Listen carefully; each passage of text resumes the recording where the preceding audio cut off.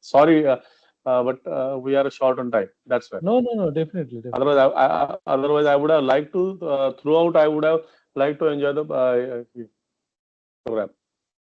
Good evening, sir. Shall we start, sir? Good evening, madam. Yes, okay.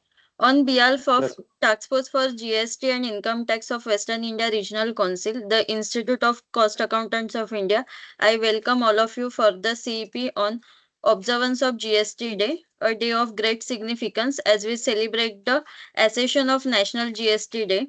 This occasion marks a monumental milestones in the journey of India's taxation system, transforming the landscape of our economy and fostering a unified national market. We are privileged to have with us a distinguished guest, CMA Prasad Joshi sir, Additional Commissioner of State Tax, Maharashtra GST Department, Thane Zone. I welcome sir. He joined as a sales tax as a class 1 officer in 1992. Also, he is a MCOM LLB and MA in history from Mumbai University. Also, he is a cost CMA and CS. I extend a warm welcome to CMA Prasad Joshi sir and now requested sir to kindly address the participants. Thank you, sir. Thank you, madam. Thank you. First of all, I welcome all the participants, and basically we are meeting here to celebrate the GST Day. GST Day, since GST started from 1/7/2017. So we have today, yesterday we have completed 7 years of GST, and now we are in the 8th year. So this GST baby is, we as a professional, we can think that this is a very cranky baby. We have to take care of it right from beginning. As a professionals also, and as a tax administration from my side or from my colleagues, we have to take care of this baby. This is a robust and it is a growing baby, but it needs a due care of technical support. Basically, all the CMAs, they are the thorough professionals, and they are having the inbuilt strength to tackle this GST, because GST is mostly, it is a technical subject. Earlier laws, it were more or less, it were the legalities were more there, and legal hassles, legal tussles were more there.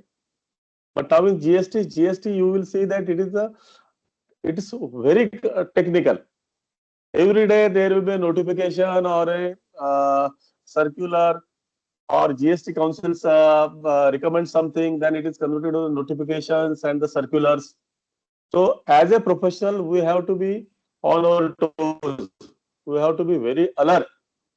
And you can see yesterday's 53rd, yesterday, the last week on 22nd June, the GST Council made some few recommendations. Now those are converted into the circulars also. We will see the circulars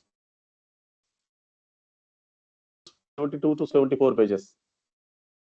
So basically, as a professional, we have to take care of few things. First thing, for our your clients, there is a amnesty. There are 2 types of amnesty, 3 types of amnesties are there. First amnesty is for all the demand notices issued under Section 73.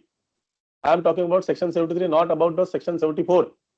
So normal Section 73, normal adjudication orders spanning the period of 2017-18, 18-19 and 19-20, which are completed. In those, if your client makes the payment of all the tax, whatever tax is there, before 31st March 2025, they will get the relief of the penalty and interest. So you can make your clients, wherever there is only tax, there is not a big issue, then any tax liability excluding fraud, suppression or willful misstatement is covered under this. So they can take benefit of this, and you have to tell your clients to make the payment of this tax liability under Section 73 for the periods up to 1920. Then your clients may be facing the big menace of that 16(4). So that 16(4) section, that issue is also resolved substantially. So all the periods covering from 2017-18 to 2019-20, 2020-21, if the due returns are filed by 30/11/2021, 30 November 2021, they will also get the relief in the demand raised in this. And then secondly, major item is that which the department would have also faced, and the clients would have also faced, and as a professor you might have also faced, that there could have been some frivolous appeals filed from the department side. So to restrict that, the recommendation is that for the GST appellate tribunal, the monetary limit is 20 lakhs. So anything above 20 lakhs, there only in the GST appellate tribunal the appeal can be filed. And in the High Court, if it is above 1 crore, then only appeal can be filed. And in Supreme Court, if the appeal, if the monetary limit is above 2 crores, so 2 crores, below 2 crore, above 2 crore only, then only the department can file the appeal. So this is a sort of relief from some frivolous appeals which could have been filed by some departmental authorities. And for appeal also, pre-deposit appeal, the top limit is also reduced substantially. And basically, interest under Section 50 Act, in that also major change is made, which was the demand of the business fraternity and the consultants as a whole, and from our ICMAI also it may have been asked for that interest be levied from the on the due date, whatever amount was there in the electronic cash ledger. So that from the transferring of amount from the electronic cash ledger to the return, that is removed. So interest, there is a relief in the interest also. And basically, since last 7-8 months, there was the issue was being discussed in the GST Council for providing some relief to the students who are staying in the accommodations. So there was a lot of dilly-dallying about what should be the amount. So earlier it was whether it should be 10,000 or 15,000, but now they have made it that amount up to the 20,000 with a minimum period of 90 days is exempted. And one more important thing, as a consultants, as a tax practitioners, we have to note that henceforth the registration system will be covered in all over India in a rollout manner, in a phased manner. It will be covered by a biometric Aadhaar based authentication. So earlier it was not there. So henceforth, whenever your client applies for the registration, on the basis of his PAN and his whatever documents he has submitted, a risk score will be decided, and on the basis of those risk score, the specific clients will be asked to visit the GST Suvidha centers, and they will have to Aadhaar authenticate themselves. Aadhaar authenticate means the fingers also, thumb and fingers and iris verification will be done. So we will have to be very careful while filing the registration applications. These are the recommendations which the learned CMA, Mr. Anil Sharma, will more throw light on this. He will discuss it with you. Basically, we have to realize that as a ICMA, we have to be very careful. We have to be very careful about the compliance, because GST is basically a compliance oriented mechanism, and whoever cost accountant is practicing the GST, he has to be very careful about the day-to-day changes made. And as a professional cost accountant, we have to keep in mind that we are not only there for the compliance. Whenever there are any minor or substantial changes are there, we should study the provisions in such a manner that we should be in a position to advise our clients to recalibrate their costing of whether they are dealing in the goods or in the services. And we have to be careful from the both sides, from the inward supplies as well as from the outward supplies. So that will make us not only a cost accountant, that will make us a good management accountant also. Because your clients may not be interested only in the compliance, they may be interested in how your knowledge and expertise is helping them in reducing their losses and enhancing their profits. So this is very important aspect, which every cost accountant in the role of a management accountant, he should realize it. So whatever techniques are taught to us in our entire curriculum, those are to be utilized here. And in that manner, we have to look after the GST changes, whether it is those are the changes are in the provisions or in the exemptions granted or the tax rates reduced or enhanced. For example, now this recommendation, this time's recommendations talks about the exemptions to the student accommodation. So your service oriented, those clients who are giving services, rental services, hostel services to students, for them you can apply this immediately. Then railway services also there. Railway services also got affected. Then there are n number of commodities are there whose tax rates are reduced. Then there is a compensation cess leviable.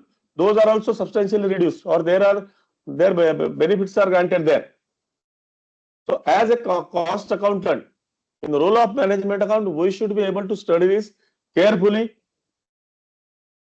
and guide and consult your clients in appropriate manner. And please note that all the departments are issuing scrutiny notices, then audit notices.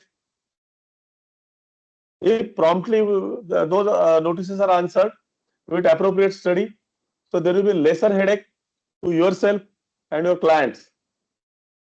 So in that manner, if we study the GST law and provisions, and it is a regular study. See, after 7 years also, every day we have to go through all the provisions made, whatever new changes are made.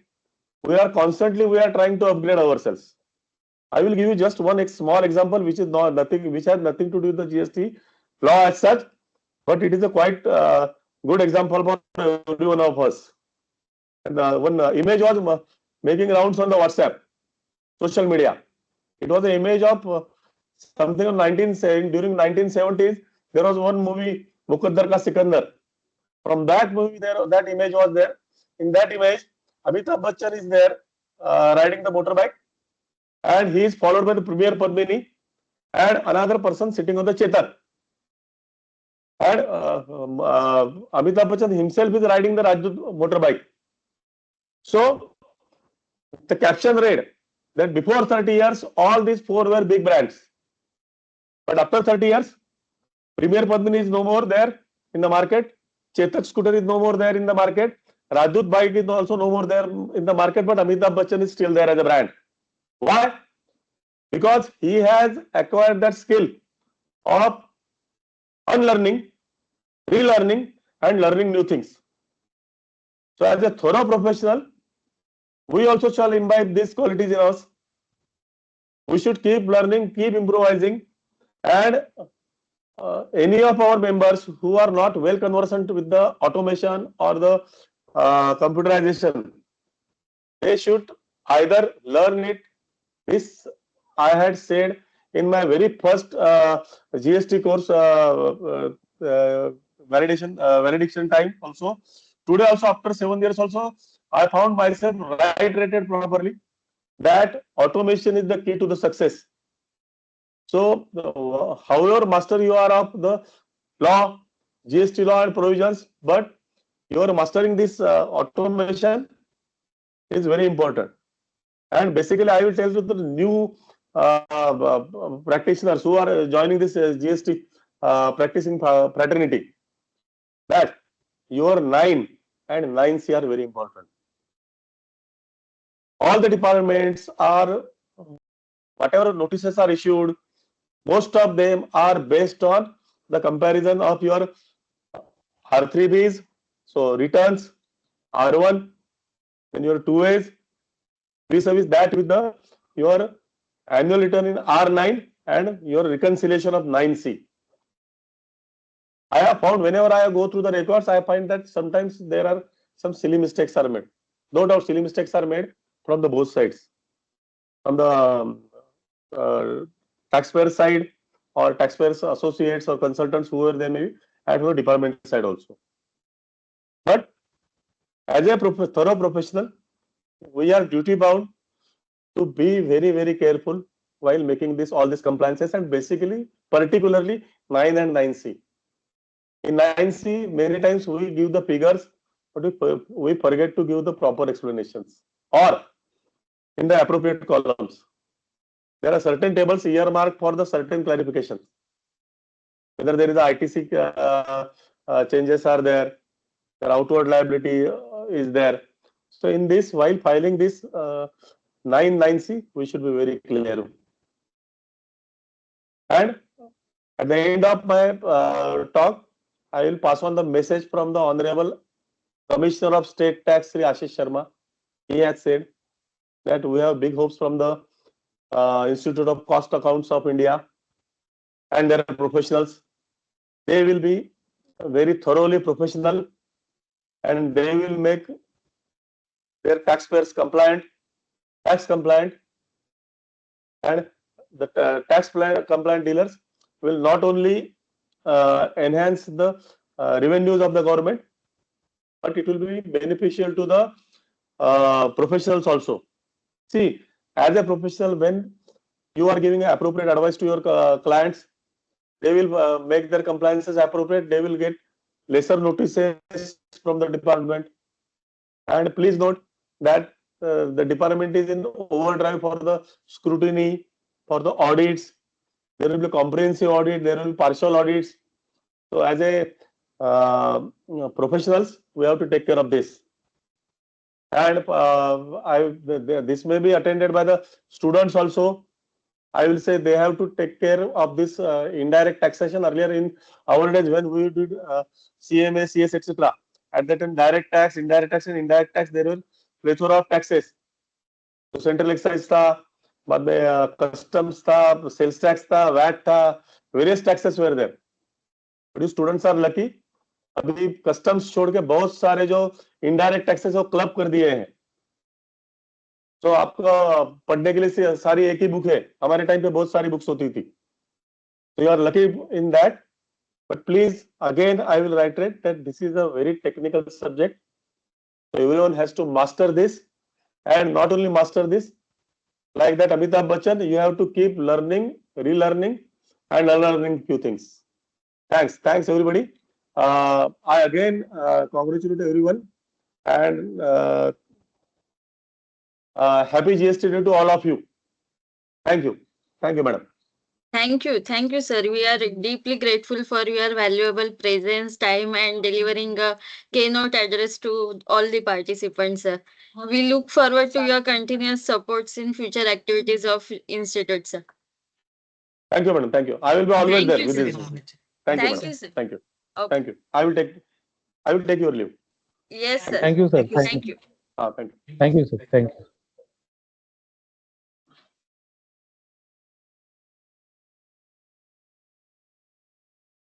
Our next topic is 53rd GST Council meeting and its impact on trade and industry. Our today's speaker is CMA Anil Sharma, sir. He is a practicing cost accountant since January 2003 under the Anil Sharma and Company. Also, he is a senior partner on SGM and Associates, Cost Accountants, Mohali, Chandigarh. Having a more than 15 years of experience in private and public sectors in the area of accounting, commercials, audits, costing, ERP setup, and MIS, project accounting and system and procedure in large manufacturing organization. He is also a visitor faculty on National Academy of Customs, Indirect Taxes and Narcotics, NACIN, Regional Training Institute of Income Tax Sector 34, Chandigarh, Bharatiya Vidya Bhavan College for Mass Communication and Management, Chandigarh, other local Institute of Management Studies and universities of national repute. He is also a keynote speaker at various national seminars on goods and service tax GST. He is also author of a book GST Some Perceptions and Reflection, Handbook on GST Audit by Tax Authorities, published by Bloomsbury Professional India, New Delhi. Also, he is a chairman of Northern India Regional Council of ICMAI on 2019 and 20. Also, he is a chairman of India Indirect Tax Committee, Association North. Panelist with national TV channels, All India Radio, AIR on GST, annual budgets of centers and state governments, and other contemporary issues. He is a member of National Tax Force on GST, constituted by GOI for Mission Karma Yogi. I welcome, sir. Now I request sir to kindly start the session, sir. Thank you, ma'am. If you can give me a presenter mode. Yes. 1 second, sir. Yeah. Now you are present, sir.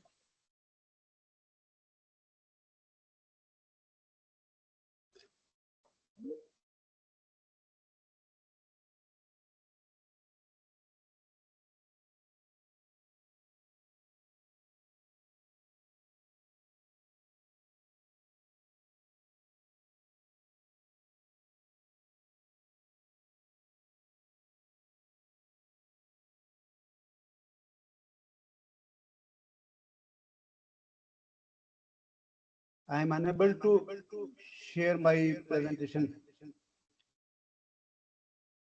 I will check, sir. 1 second.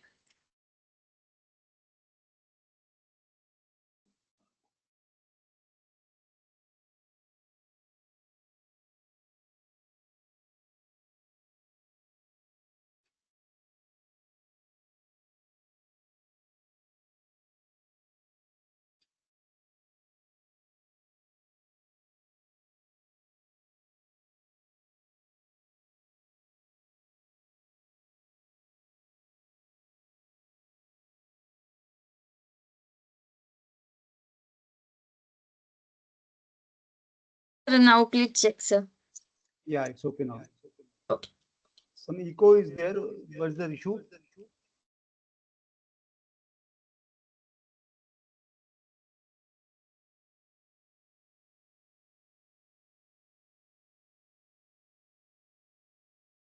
Is my presentation?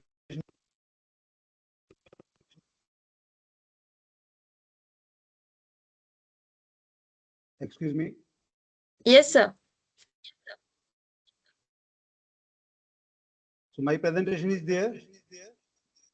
Yes, sir. It's visible, sir. Yeah, some echo problem is there. Please, if you can check what's the problem. Sir, you joined in on two verticals, no?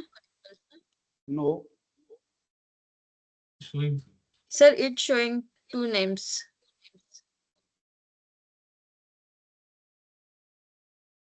One is CMA.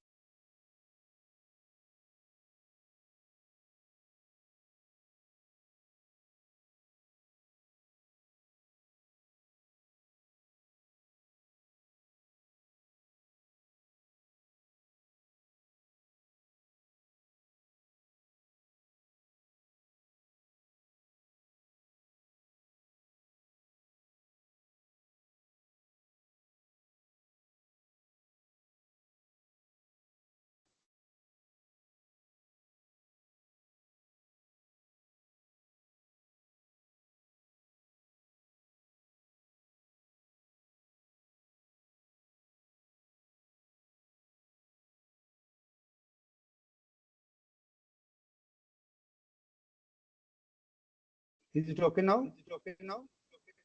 Yes, sir. It's visible, sir. But again, echo problem is there.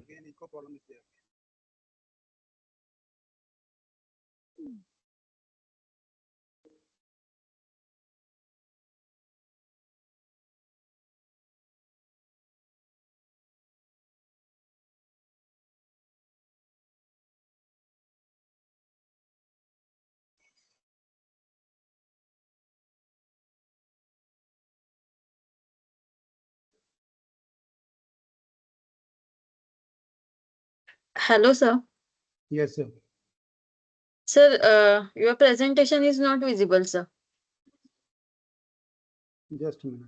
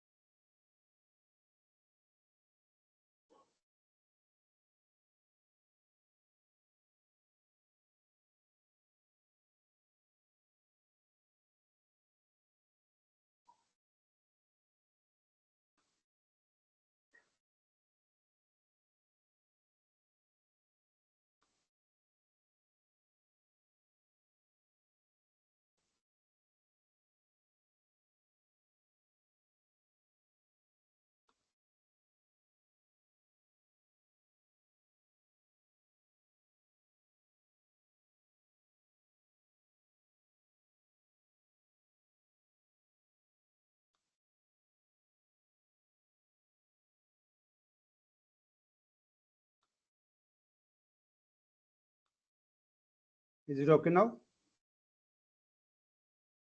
Yes, sir. Audible? Yes, sir. Audible? It's with. Yes, sir. Yeah, fine. Sorry for technical delay, but thanks to WIRC team for today's webinar on recommendation of 53rd GST Council meeting and its impact on trade and industry. Hope everyone is now seeing my presentation, though it is not a presentation because I was given a very short notice period. So I have just came out with this word file only. So I will be discussing with you friends about the latest recommendations made by GST Council during 53rd GST Council meeting. Friends, before starting this recommendations of the GST Council and its impact on industry and trade, I must share with you that being a cost accountant, we must come forward for practice as a GST consultant, as told by our chief guest of the day, Mr. Joshi, that we are supposed to play a very vital role in the implementation and execution of GST law in the country. So it's a golden opportunity for all of us, especially the youngsters, those are coming to the CMA profession and want to practice as a tax consultant. They should come forward and should start practicing GST, because in time to come, it will be a plenty of scope for practice under GST. And being a cost accountant, I feel personally that we the cost accountant can understand the business transaction in better way, and because we are not merely accountant, we are techno commercial people. So we are into the production process, we are into the commercial activities of the any business organization. So the grip, the confidence, the guts we have to understand the business transaction, I think we have this as, because being a cost accountant, when we analyze data of costing of any product or the service, we go through various analysis, we go through various type of data available in the business scenario. So I personally feel that in GST at least we have plenty of scope, and we can practice and we can make GST more effective in the industry and the country, and it will be a great contribution from CMA side to the country economy, and making this uh, dream of Make in India and 5 trillion and then 10 trillion economy of the country. So friends, it's my humble request to everyone, those are in practice especially, or the youngsters, those want to start practice, or they are thinking of the field to be chosen. So I think GST is the best area for everyone, or for all of us. So we, as addressed by Mr. Joshi, our chief guest of the day, he's rightly pointed out that cost content are more helpful to the economy as well as for the industry, from GST point of view at least. So friends, today's session of recommendation of 53rd GST Council meeting and its impact on industry and business on the occasion of 1st July to 1st July, which is a GST day in the country. It's really WIRC team deserve a loud applause for that, and I appreciate their effort that they have approached me for this session. And really, it's my pleasure and my this thing that I am here with you for sharing my knowledge, because GST is such a challenging job for every professional, even for government officials also, because it is being amended on regular basis, and every GST council meeting just like a new budget. I remember the days when the budget came only on annual basis, but nowadays with every change or every meeting of GST Council become a budget for the country. So this time in 53rd GST Council meeting, the recommendations given or the issues touched by GST Council are a lot, and it has in every issue addressed by GST Council this time, or the recommendation made by GST Council to the Government of India, Ministry of Finance and the Parliament, are really having a deep impact on the business activities. So friends, we need to understand each and every recommendation of GST Council to understand its impact, and also the benefit being derived or will be derived by industry from these recommendations. Though all these recommendations or some of the recommendations will definitely create confusion also, because the number of issues have already emerged, and people are having number of doubts about that. But I feel that we should wait till government come out with the notifications on these recommendations, and already 16, 17 circulars have already been issued by the government giving clarifications on various issues. So friends, this is the time when we should start reading all these recommendations, their notifications, their circulars, so that we can have better understanding and we can guide our clients and companies where we are working in better way without having further litigation. I hope, ma'am, I am audible to everyone. Yes, sir. Thank you, ma'am. So friends, I have listed out the recommendations made by GST Council. And our first recommendation, though I have rearranged these all recommendation as per our own convenience, it is not in the order the way GST Council or the press release was given by Government of India or the concerned ministry. But I have arranged it in my own convenience and convenience of the professionals, so that we can understand in one go the fact or the impact of recommendation in the industry and trade. So friends, first recommendation which is made by GST Council is regarding waiving interest and penalty for demand notices issued under Section 73 of CGST Act. So friends, if you know or if you are not yet aware about what the Section 70 talk about, so for your knowledge and for your information, I will mention that Section 73 is a section under CGST Act which give power to appropriate to the government officials, proper officers, joint commissioners or commissioners, or the competent authority of department, maybe state government or central government, to issue show cause notices to the assessee. So Section 73 deals with show cause notices to be issued to the assessees or to the business entities if the authorities, means the department, feels that there is some mismatch in the returns filed by the assessee, or if there is anything they have with them regarding the business activity of that assessee, or if after inspection, search and seizure, if they found that something is missing or something is there fishy from their point of view, that whatever returns assessee have filed, whatever information they ask for and assessee has provided, and still there is a mismatch in their data analysis, they can issue a show cause notice to assessee under Section 73. And Section 73 deals with cases where mismatch or where there is no intention from assessee side to conduct any fraud, to commit any fraud. So these are the cases where there is no fraud at all. So Section 73 deals with the cases where there is no fraud at all. And Section 74 of CGST Act deals with the cases where there is a fraud or there is a chance of fraud from the department point of view.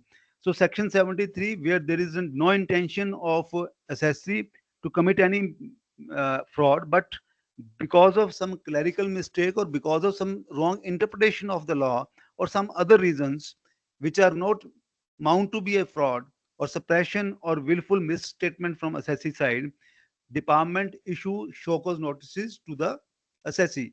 So Section 73 deals with all total procedure of how department can issue a show cause notice to the assessee.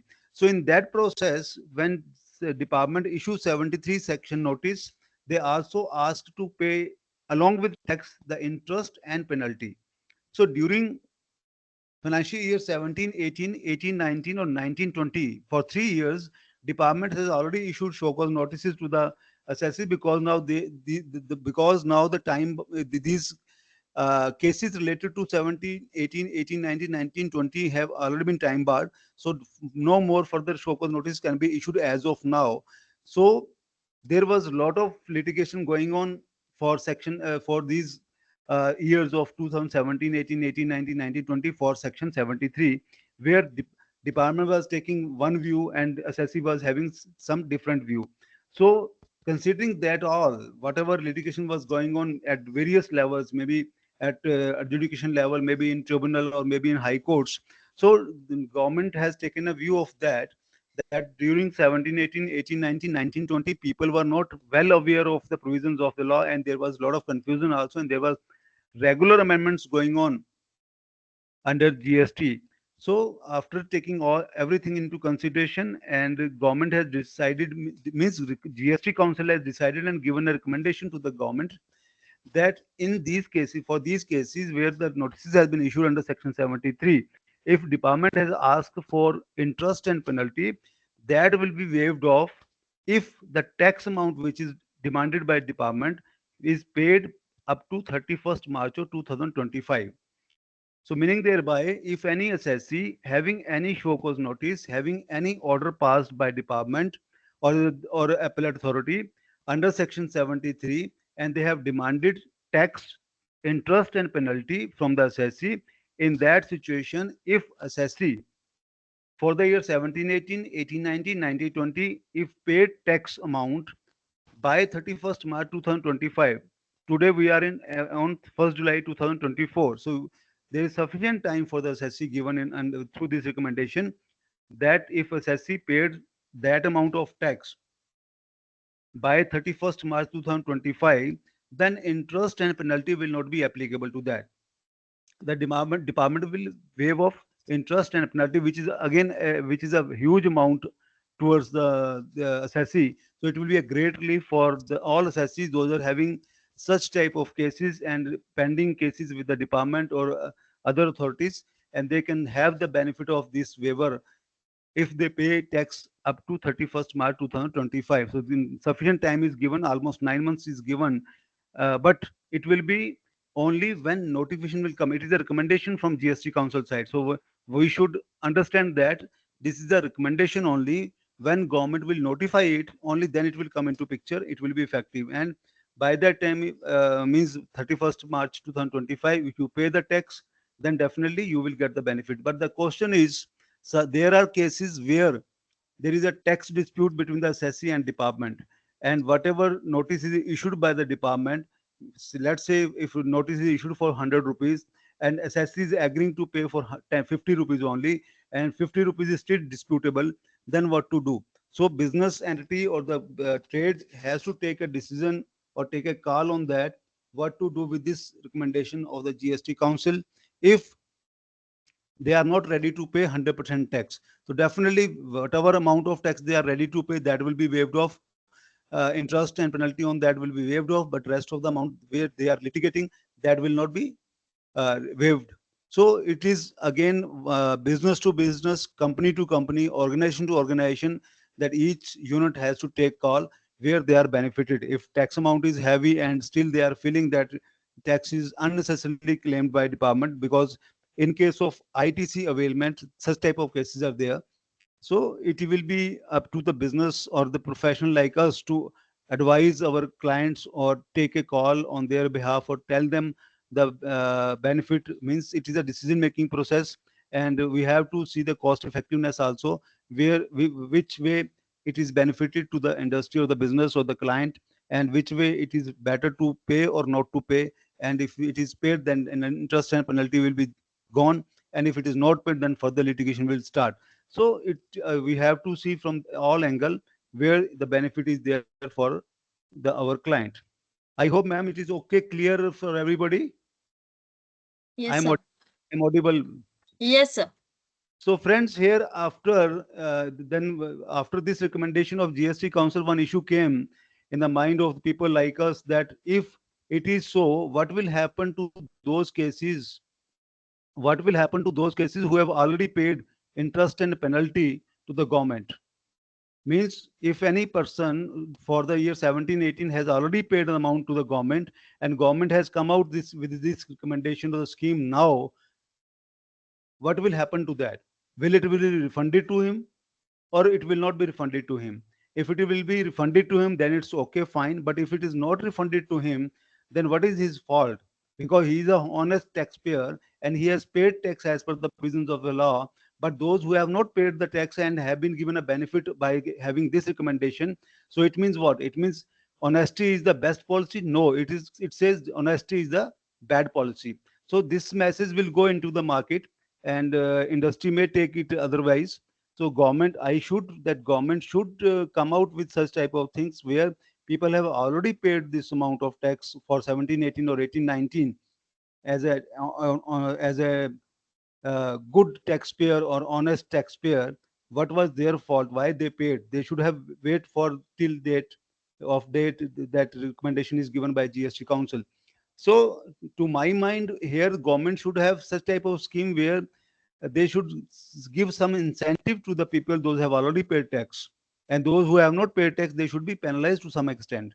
Otherwise this is a wrong practice, will be adopted by this business community, that if they pay they will be at loss, and if they don't pay they get benefited.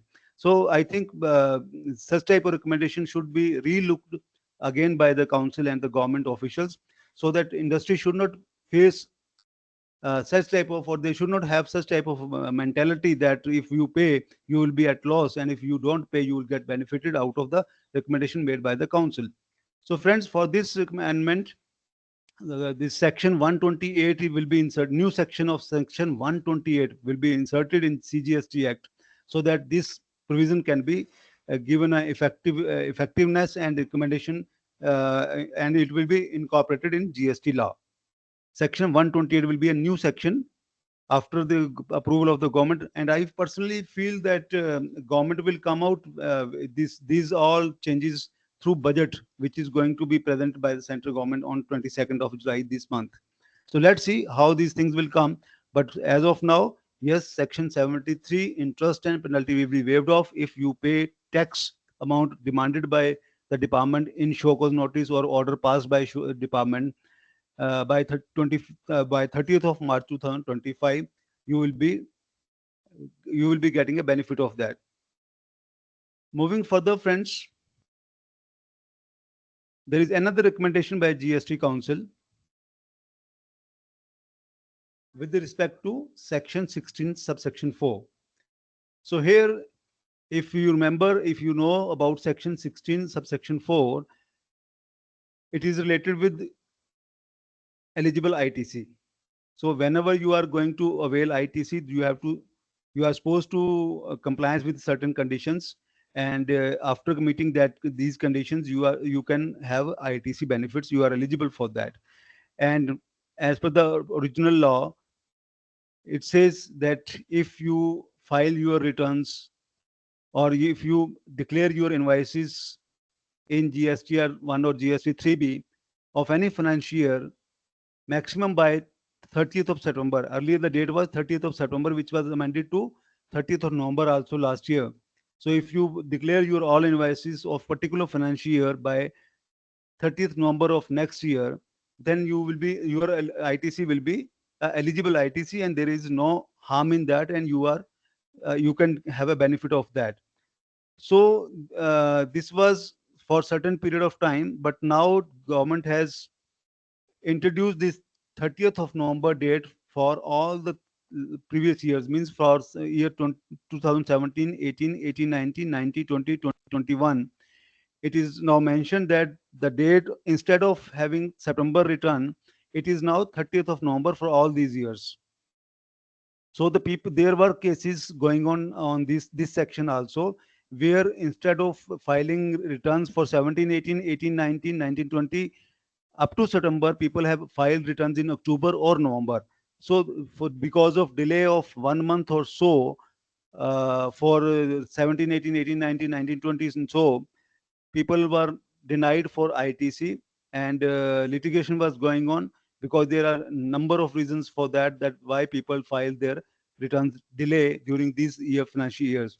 So now government has taken a review, and the government has come out with this GST Council has come out with the recommendation that for 17, 18, 18, 19, 19, 20, we will consider 30th November as the date of filing of returns. So the people, those have not filed returns in September, but they filed in October and November, will get benefit out of that. So any person or any assessee who has not filed their return for 17, 18, 18, 19, 19, 20, 2021 up to 30th of November of 2021, they will not get the benefit.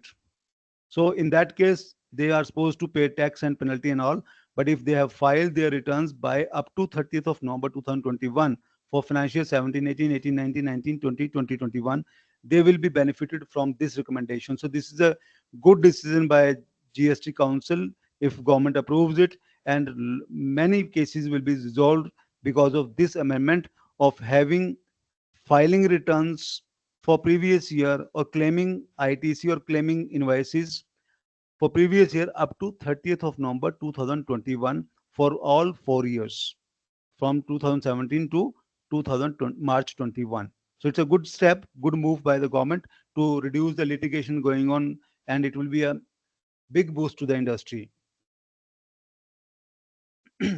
So section 16.4 will be amended accordingly, and it is recommended by GST Council, and it will be recommended retrospectively, means from with effect from 1st July 2017.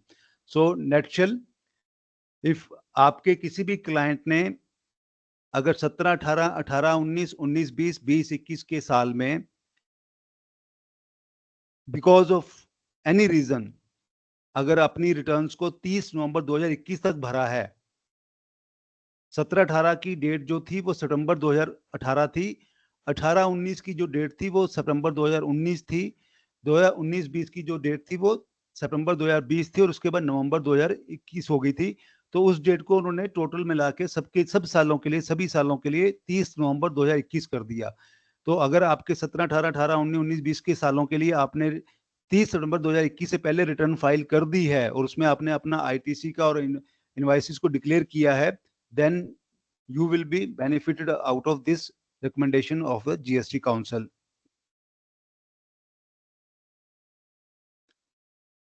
And friends, there is another recommendation by GST Council, which is again an important recommendation because in many cases GST department or the officers has cancelled the registration of the people, cancelled the registration of the business entity. So because of that they could not file their returns because उनका GST number reject कर दिया गया था, cancel कर दिया गया था. So they were unable to file their returns. So उसके चलते उनको जो डिले हुआ रिटर्न फाइल करने के लिए, उस केस में GST काउंसिल का रिकमेंडेशन है कि if their registration is cancelled because of any reason, but it was then revocated, it was revocated by the department on the application of the SSE, then if SSE has filed his all returns within 30 days from the revocation order, then they will consider as a good returns, and there will be no implication of penalty or interest on that.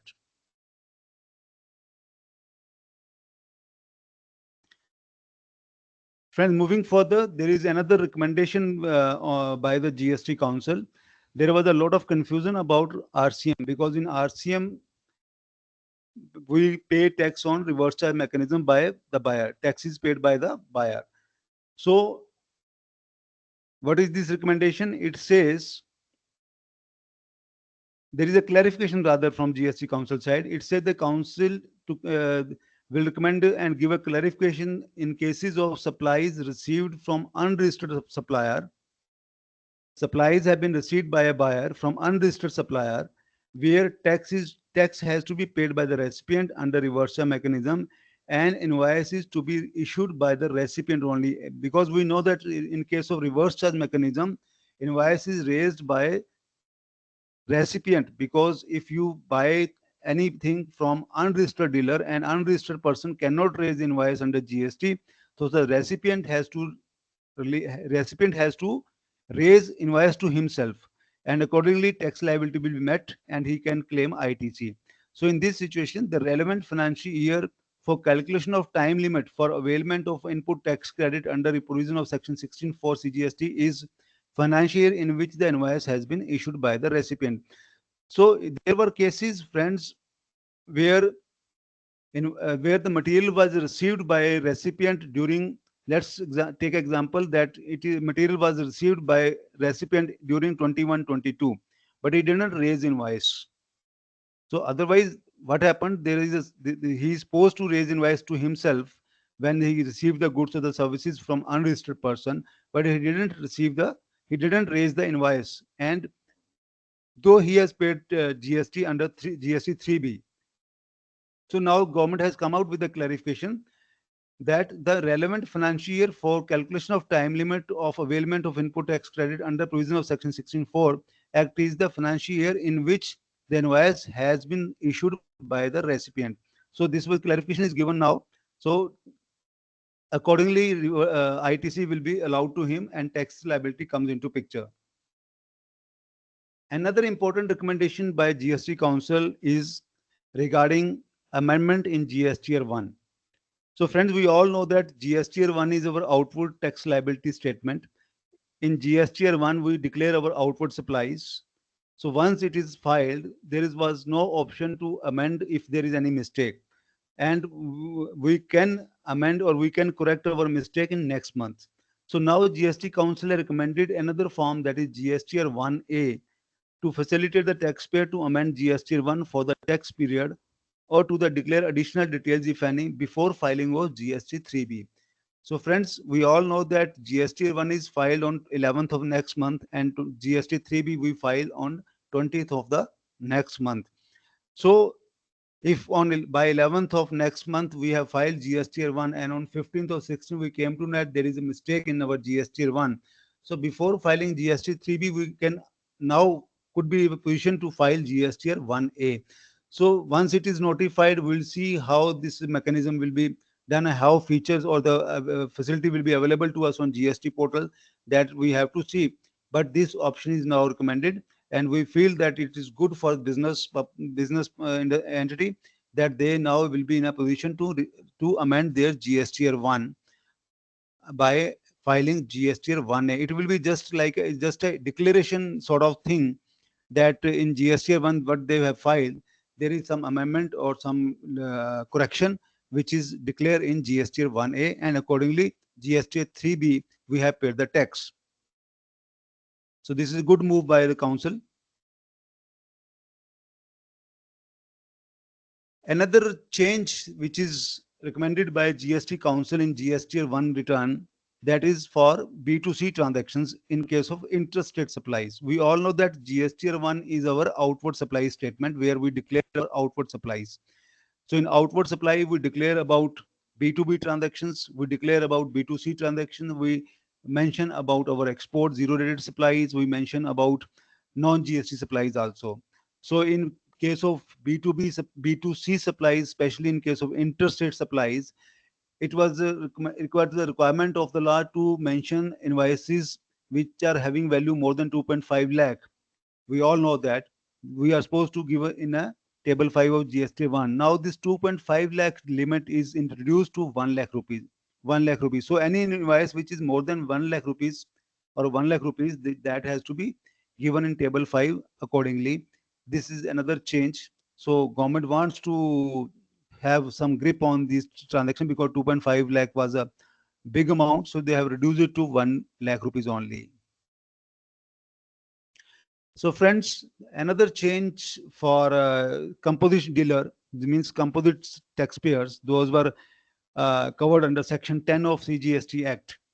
So for them, the annual return GST 1 date was 30th of April. Now this date has been extended to 30th of June from next financial year, means from this current financial year to 24-25. So up till 23-24, we have filed this return within the month of April, which has already gone. But from current financial year 24-25, this date will be 30th of June. So there is some relaxation for composite taxpayer covered under section 10 of CGST Act, that they can file their returns now, annual return, by 30th of June. Means they got a quarter time for this, for from financial year 24-25. Friends, we have seen that during 17, 18, 18, 19, 19, 20, state officers or the central government officers have issued so many show cause, so many orders, so many clarification they asked for from the taxpayer, maybe because of their returns, maybe because of some search and seizure, maybe because of section 129, means if anything happened during transit of goods, and maybe because of e-way bills and all. So government have observed that lot of litigation was going on from both sides. Notices were issued from department side for small petty issues, maybe on registration part, maybe because of ITC, maybe because of non-filing of returns, maybe because of late filing of returns, and like this. So friends, whenever there is a litigation from department side, it has its cost. So the more the litigation, the more wastage of resources, maybe manpower, maybe time and all. So government, means GST Council, has took a note of it, and now they have freeze, or they have given a limits to the department officers of the department, that if they want have a litigation, then they have some monetary limits also. So here the recommendation is there for them, that if they want to go to file any appeal to tribunal, then at least amount of tax involved should be not less than 20 lakh rupees.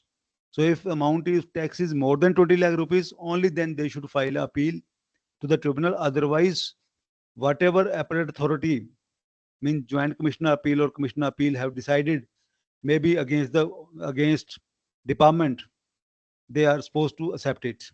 So this way they try to reduce the litigation, because it will save a lot of time and money and efforts from department side, or the officers can concentrate on some other effective jobs.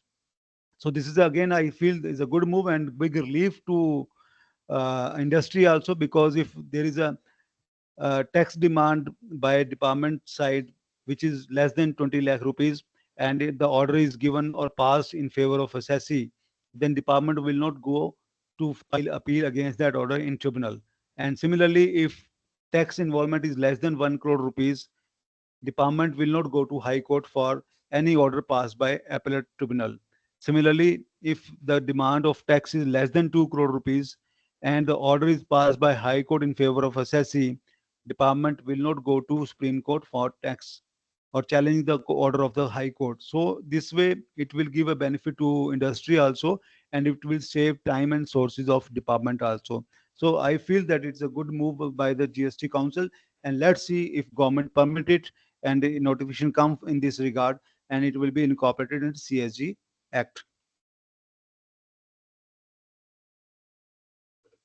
Similarly, friends, to give a boost to industry, once again, from working capital point of view, Section 107 and Section 112, which deals with appeals to High Court and Supreme Court.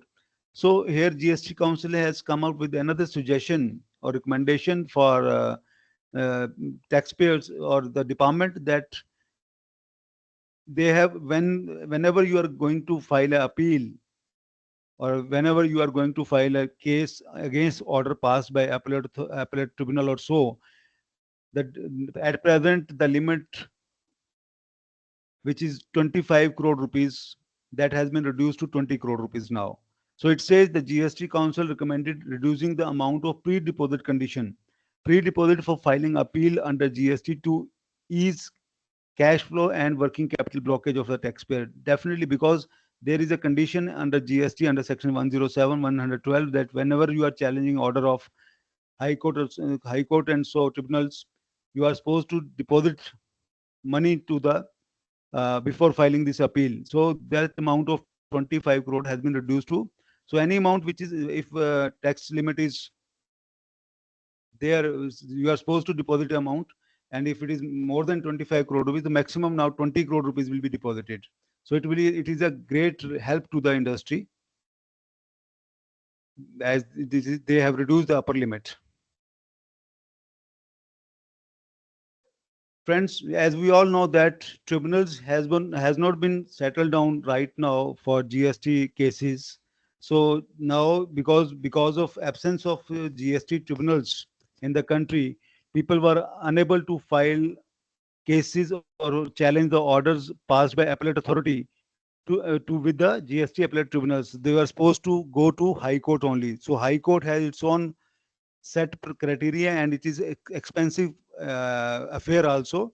So wherever tribunals are not there, SECI is not having any option except to file appeal or the order, challenge the order in High Court only. So government has given this benefit to the industry now, and it says that where tribunal has not been settled so far or notified by the government so far, they need not to go to High Court immediately. They should wait for time, and sufficient time will be given to them after appellate tribunal is settled or has been established in the state, and after notifying the date, the department SECI will get 3 months time to file their appeal with the tribunal. So they need not to rush to High Court. So there is another big relief to the industry. This way, because otherwise High Court people take in High Court cases take much time and also expensive affair. So it will be a saving from litigation cost point of view. So it's a big relief to the industry. Friends, another recommendation by GST Council is regarding Section 50, which deals with the interest levy on tax amount. So Section 50 says where the wrongly ITC is claimed or less tax is paid, interest will be levied at the rate of 18% or 24% as the case may be. So friends, here one relief is given to industry that, and it says that to ease the interest burden of taxpayer, GST Council recommends to not levy interest. Language is not levy interest under Section 50 of CGST Act in case of delayed filing of returns on the amount which is available in electronic cash ledger on the due date of filing said return. So this recommendation says if at the time of delayed filing of returns, if the assessee is having cash in his ledger account, then interest will not be charged for delayed filing of returns after due date. So again, a good move from GST Council said that if you have balance in your electronic cash ledger, because whatever amount of electronic cash ledger is there, you cannot withdraw it. Or if you want to withdraw, then it has a set procedure. So if the cash ledger is having some cash balance and it was sufficient to meet the liability of your tax while filing return by due date, then interest will not be charged. So it is deemed to be deposited, we can say. So if a cash ledger has sufficient balance to meet your tax liability, interest will not be levied on such. So accordingly, this Section 50 of CGST Act will be amended as per this recommendation, which is good move from industry's point of view.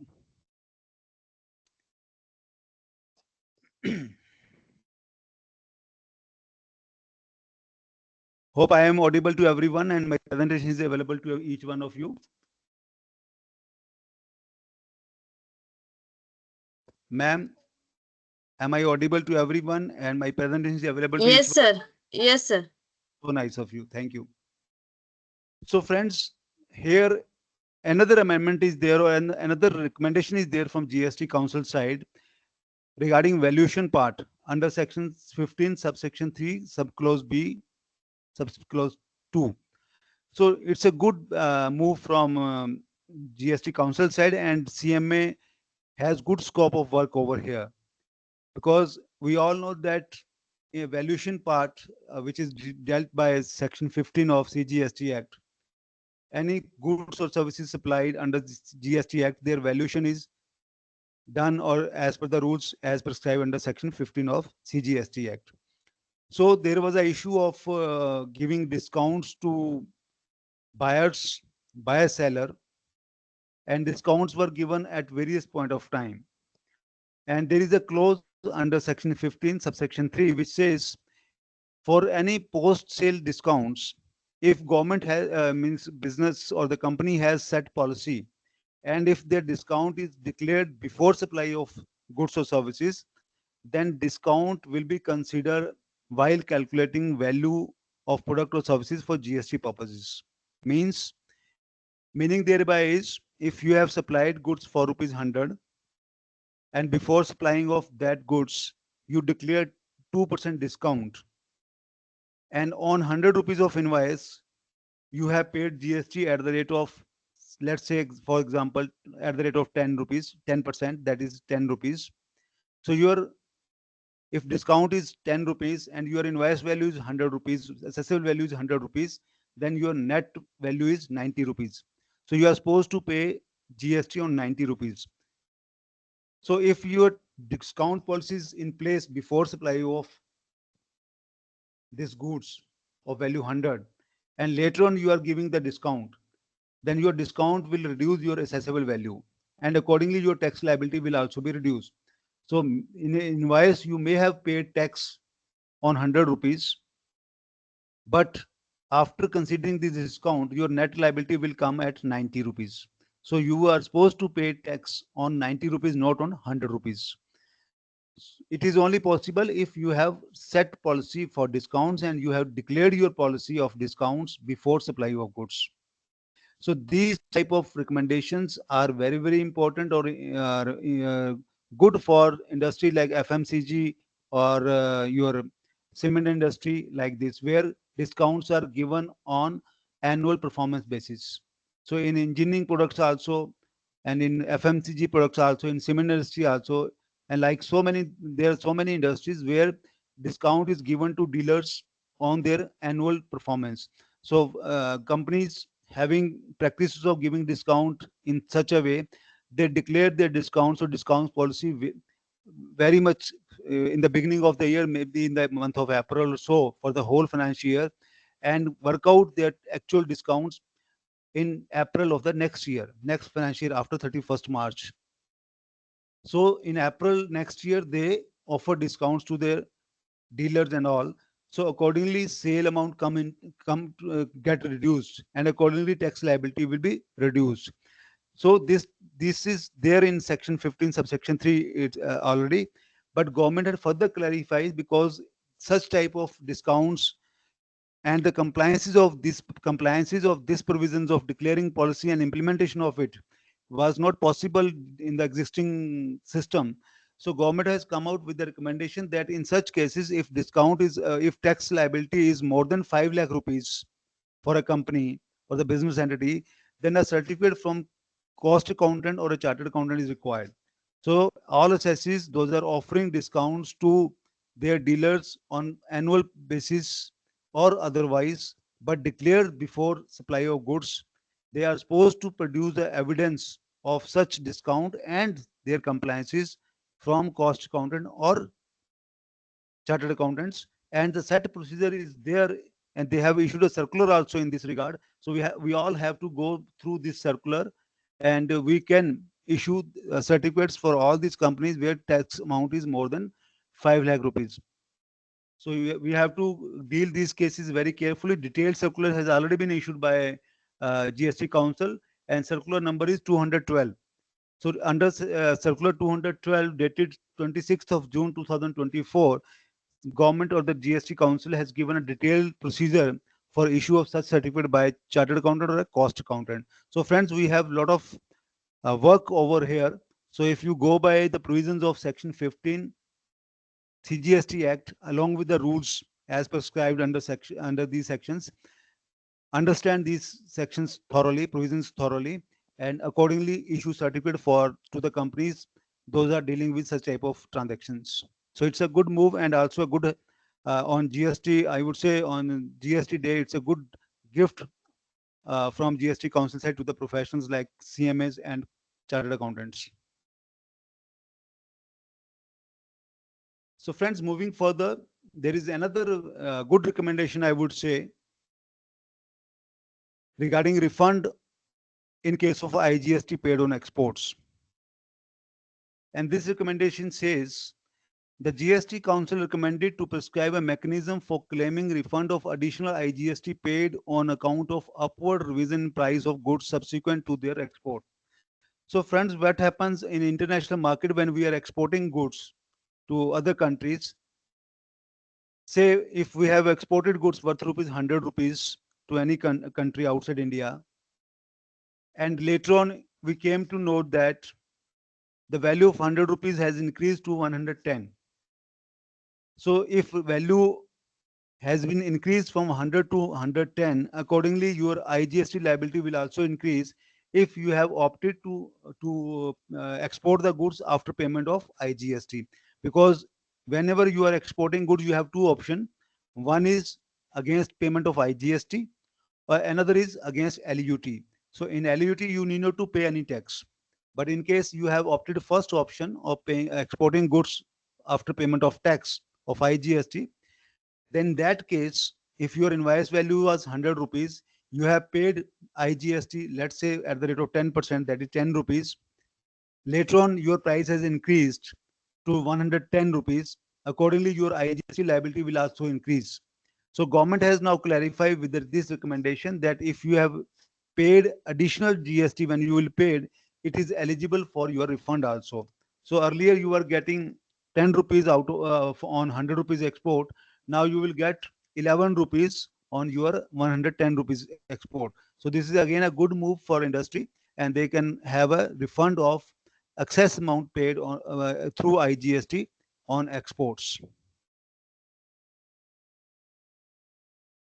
Another recommendation by GST Council regarding SEZ units and SEZ developers, that they have been exempted from compensation cess. So they need not to pay compensation cess with the retrospective effects. Then there are some changes in GST rates on certain products as listed in this my presentation. So GST Council has recommended 12% GST on milk cans, steel, iron, aluminum, respective of use, and so on. So these are the rates change, and it will be notified accordingly. Moving further, friends, GST Council has recommended some exemptions to services provided by Indian Railways. So it's a good move from customers' point of view. Those are traveling in Indian Railways or taking services of Indian Railways, and so to a large extent, public will be benefited out of this recommendation. And it says government, the GST Council has recommended to exempt the services provided by Indian Railways to general public, namely sale of platform tickets. So now onwards, after notification of the government or the any amendment through budget in GST Act, platform ticket will be exempted from GST.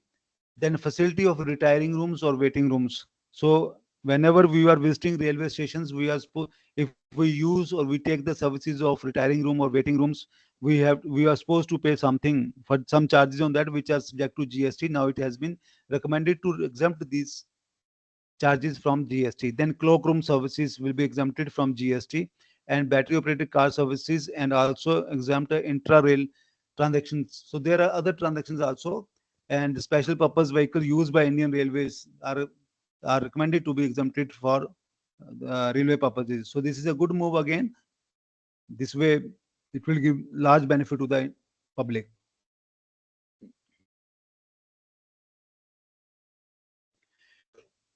Another recommendation of GST Council is regarding hostel fee or PG charges paid by students and professionals working in different cities and so on.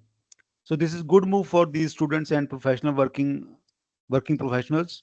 And there will be a new entry under notification number 12 by 2017 under heading 9963 to exempt accommodation services having value of supply of accommodation up to ₹20,000 per month per person, subject to the condition that accommodation service is supplied for minimum continuous period of 90 days. Meaning thereby, if any student or a professional, working professional, and staying in any accommodation where he is paying rent per month for rupees 20,000 rupees and services for more than 90 days, then it will be exempted and it will be covered under notification number 12 by 2017. As we know that notification 12 by 2017 deals with all exempted services, and notification 11 by 2017 deals with all taxable services. So this entry will be there in 12 by 2017, and accommodations for students and working professionals where rent is up to 20,000 rupees per month, and if rent services more than 3 months, then it is exempted. If services for 2 months or 1 month, then it will be subject to GST.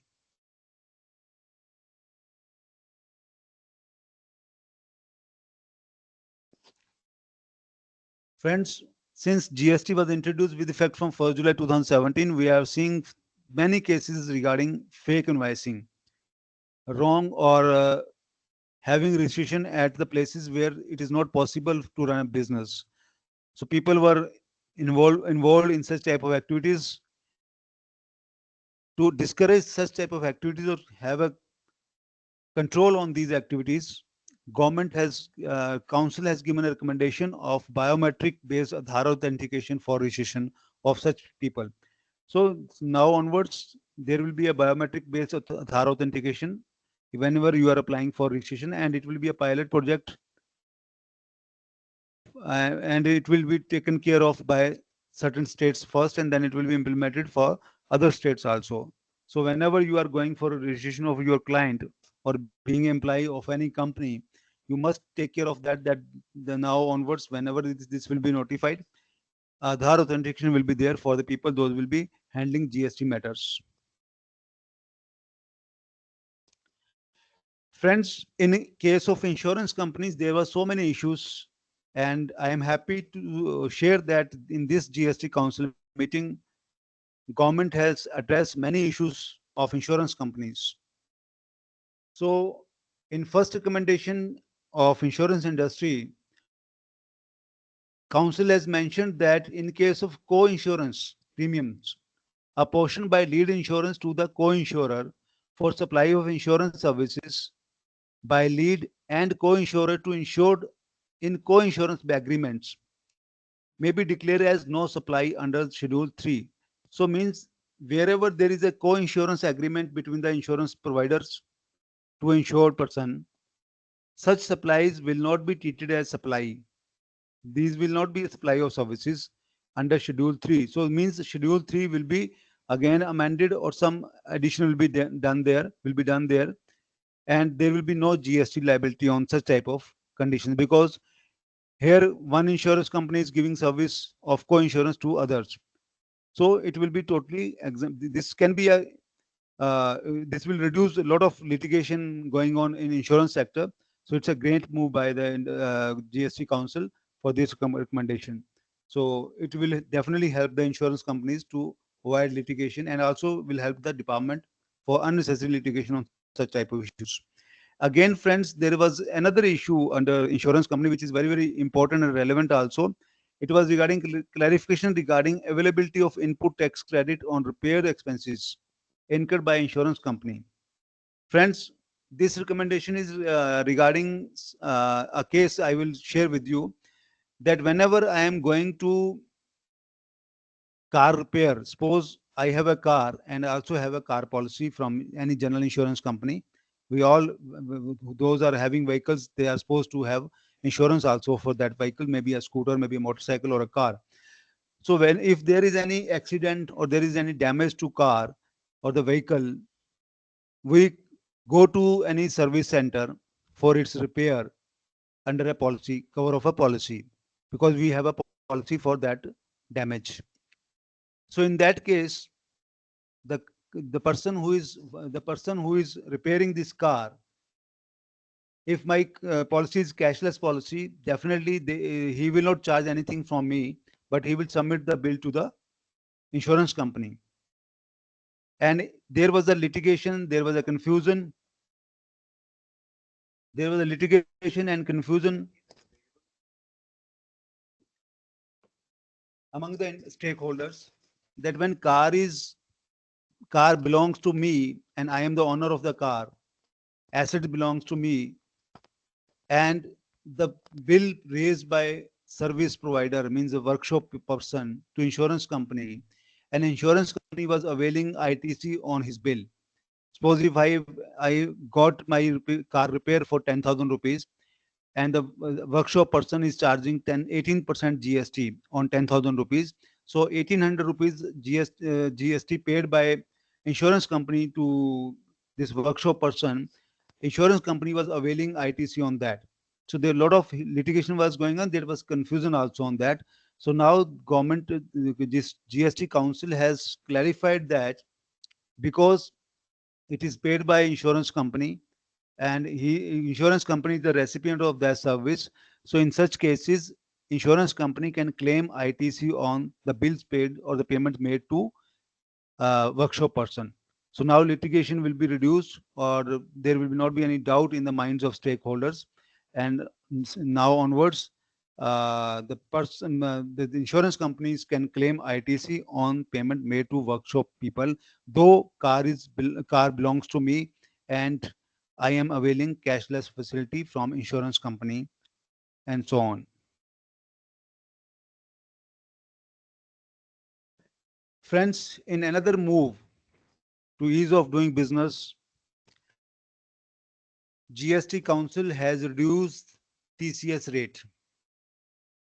So we all know that under Section 52, there is a provision of tax collected at source under GST. So wherever any e-commerce operator facilitating vendors to sell their products through their portal, they are charging some commission, and also they are subject to Section 52 provisions of CGST Act, that is tax collected at source, TCS, and they are, means e-commerce operator is supposed to deduct tax from vendors' money and deposit to the government. So at present the rate was 1%, which has been reduced to 0.5%. So this is, I think, a good move from business point of view, because now vendor will be having some more amount in his pocket, and the e-commerce operator will deduct 0.5% instead of 1%, which was deducted as of now. So this way vendor will get more money in his hand. It will help him to reduce his working capital requirement. So it's a good move from, as I feel so.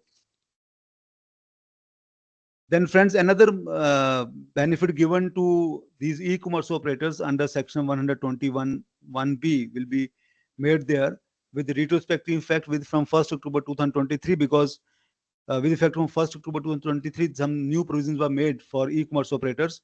So here government has clarified that the penal provision will be applicable only for those e-commerce operators who are required to collect tax under Section 52 only. So where Section 52 is applicable, or the cases Section 52 applicable on e-commerce operators, only these operators will be covered under Section 122(1)(b). Otherwise, other operators will not be covered by this section. So this is a clarification issued by the GST Council, and it will be regularized. Then we all know that GST 7 is being filed by e-commerce operators.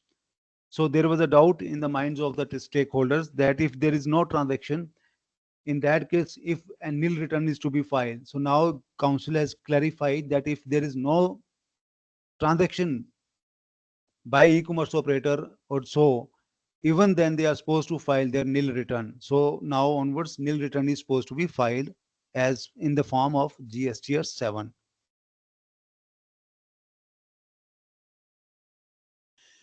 So this is another ease of doing business process by GST Council on the recommendation of having same time frame for Section 73, 74. I told you initially that 73 deals with such cases where there is no intention of any fraud, and Section 74 deal with such cases where there is a fraud. So to issue of someone an issue of notice, there were different times for both type of cases. 73, we can issue notice or orders within 3 years. and in section 74, issue of show cause notice and orders time is 5 years. So there is a proposal from council side for from 24-25 onwards that there may be their time period will be the same. So friends, these are the major recommendations made by GST Council on various issues, and some of them has been clarified already by issuing circulars by GST Council, circular number 207 from 207 to 200 207 to 222. 16 circulars have been issued by GST Council on 22nd of June, 26th of June this month, last month only, and clarifying various issues regarding this GST provisions. So these all circulars from 207 to 222 are very, very important from 53rd GST Council meeting point of view and from industry point of view, which has simplified the things, which have clarified the things. And I request each one of you that if you go by these circulars one by one, definitely it will help a lot for the professionals, for the industry, and so that you can give better consultancy to your clients or to the company where you are working. So it may not be possible for me to read out all circular because they are 5 pages circulars. But yes, you should go through these circulars as these are very, very important from business point of view or from industry point of view. And apart from that, friends, there are other small issues covered by GST Council, and one of two I will share with you.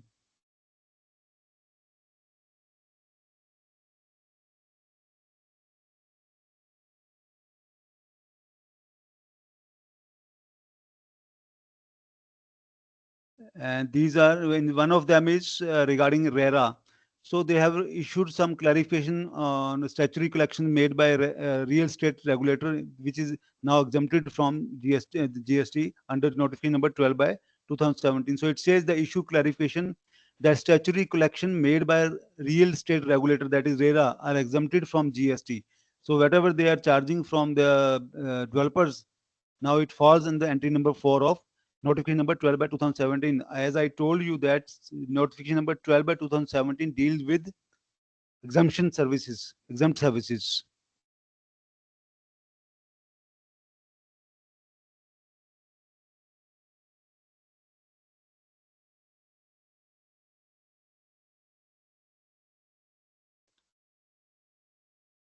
So friends, another clarification has been issued by GST Council regarding corporate guarantee. So Rule 28 subsection 2 has been clarification has been given, and this circular is issued by the GST Council, and the circular number in this regard is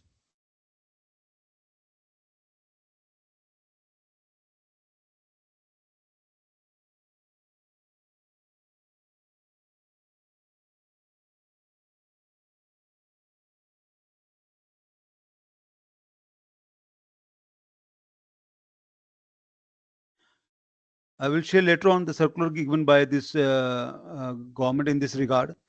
That is very important also.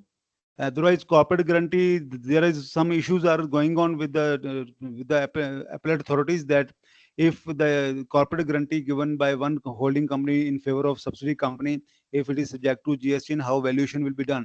So that issue is there still, but in previous circulars, government has clarified from their side that there will be a 1% value of the guarantee amount, and it will be subject to GST at the rate of 18%. So from my side, friends, as of now, it is over. I have covered the major recommendations which gives greater impact to the business and the industry. And if you have any specific issue or a point to be discussed, we can discuss that. And let's see, as I told you that from CMA professions point of view, once again, I recommend and submit to my council, to my fellow colleagues in profession, that we must practice GST as it has ample scope. And in this council meeting also by the GST Council, they have given certification work for CMS for issue of discounts on before declared discount which has been declared before supply of goods or services. And if any discount which is declared after goods and services supplied, in that case, value of goods will not be reduced. But yes, from accounting point of view, you can issue credit note or debit note, but your tax liability under GST will not reduce. So whenever you are dealing with such type of cases, make sure that discount should be declared before supply made or on the face of invoice itself. Then it is allowed. Otherwise, it will not be allowed. And if you are having practice of giving discounts later on based on the performance of a dealer or the taxable person or your agent, then your policy should be declared just before the issue of financial year. So with these small checks and balances, we can have a better results in the business. So with this, from my side, it's over. And if you have any point, we can discuss now. Thank you.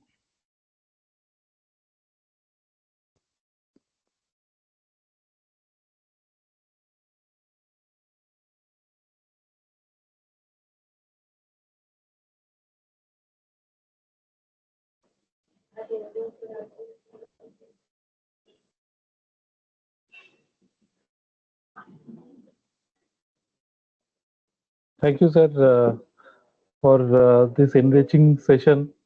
We wholeheartedly thank for being a part of our GST celebration day, and we thank CMA Prasad Joshi, who is Additional Commissioner Thane, Government of India, for being the keynote speaker.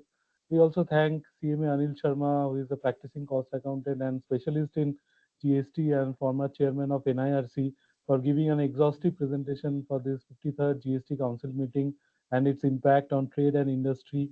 We also thank our chairman, CMA Chaitanya Morer, WIRC. We thank our vice chairman, CMA Arindam Goswami. We thank our honorable secretary, CMA Mir Vyas, and our treasurer, CMA Nantisha, for their continuous guidance and support. I thank Pujanka Gaurav and Ms. Gauri Fatke, officials of WIRC, for enabling today's webinar. With this, we close today's session. Thank you all. Thank you. Thank you.